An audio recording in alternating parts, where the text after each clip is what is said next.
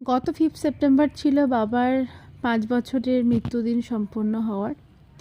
এবারে কাটোয়া যাওয়ার অন্যতম প্রধান কারণ ছিল এই কাজটা আমি ওখান থেকেই করতে চেয়েছিলাম, তাই যাওয়া। গতকালের কাজ শেষ করে আজকে সকালে আমরা বেরিয়ে পড়েছি। আমি রাহি আর মাকে নিয়ে যাচ্ছি এখন কল্যাণী।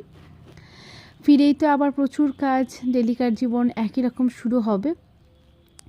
যাই হোক, ফিরেই আগে একটু ভাত ডাল বসিয়ে নিই, সমস্ত ব্যাগগুলো আনপ্যাক করে বেড কভারগুলো চেঞ্জ করে ঘরটা ক্লিন করে নিলাম। সারাদিনটা এরকমভাবে কেটে গেল। আর সন্ধ্যাবেলায় 2 কাপ চা আমার আর মায়ের, তার সাথে রাহির সুজি করে রাহির সাথে সময় কাটালাম। আমার রাহির দুজনেরই মনটা খুব একটা ভালো নেই বলা চলে।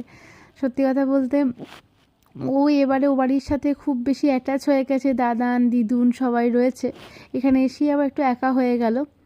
পাপা ফিরতে তার তো আবার মন মেজাজ আবার চাঙ্গা। পাপাকে নিয়ে তার এখন চলছে ডান্স, টিভিতে চলছে গান, আর এখন পাপার সাথে হচ্ছে নাচ।